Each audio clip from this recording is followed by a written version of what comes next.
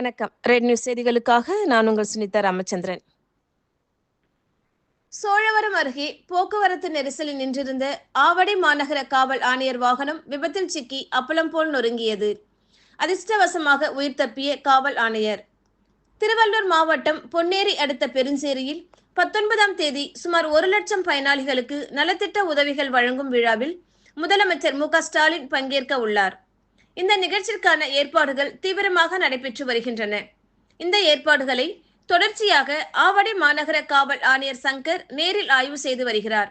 நேற்று நிகழ்ச்சி ஏற்பாடுகளையும் முதலமைச்சர் ரோடு ஷோ நடத்தவுள்ள பாதையையும் காவல் ஆணையர் ஆய்வு செய்த நிலையில் 2வது நாளாக பாதுகாப்பு ஏற்பாடுகள் குறித்து ஆவடி மாநகர காவல் ஆணையர் சங்கர் இன்றும் ஆய்வு செய்தார். முதலமைச்சர் நிகழ்ச்சிக்கான பாதுகாப்பு ஏற்பாடுகளை ஆய்வு செய்த பின்னர் காவல் ஆணையர் சோழவரம் வழியே அலுவலகத்திற்கு சென்று கொண்டிருந்தார். சோழவரம் அடுத்த செம்பிலிவரம் பகுதியில் போக்குவரத்து நெரிசல் காரணமாக ஆவடி மாநகர காவல் ஆணையர் வாகனம் நின்று கொண்டிருந்தது.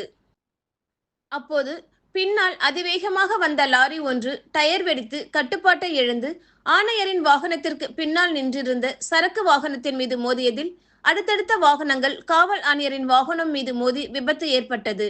இந்த விபத்தில் காவல் ஆணையரின் கார் அப்பளம் போல் பயங்கரமாக நொறுங்கியது. இந்த விபத்தில் அதிர்ஷ்டவசமாக காவல் ஆணையர் சங்கர் உயிர் தப்பிய நிலையில் காவல் ஆணையரின் பாதுகாவலர் மாரி செல்வம் காயமடைந்தார். தொடர்ந்து போக்குவரத்து காவலர்கள் போக்குவரத்தை ஒழுங்குபடுத்தி விபத்தில் காயமடைந்த காவலரை மீட்டு சிகிச்சைக்காக மருத்துவமனைக்கு அனுப்பி வைத்தனர். விபத்தில் உயிர் தப்பிய காவல் ஆணையர் மாற்று வாகனம் மூலம் அங்கிருந்து புறப்பட்டு சென்றார். காவல் ஆணையரின் வாகனம் விபத்தில் சிக்கிய சம்பவம் பரபரப்பை ஏற்படுத்தியுள்ளது.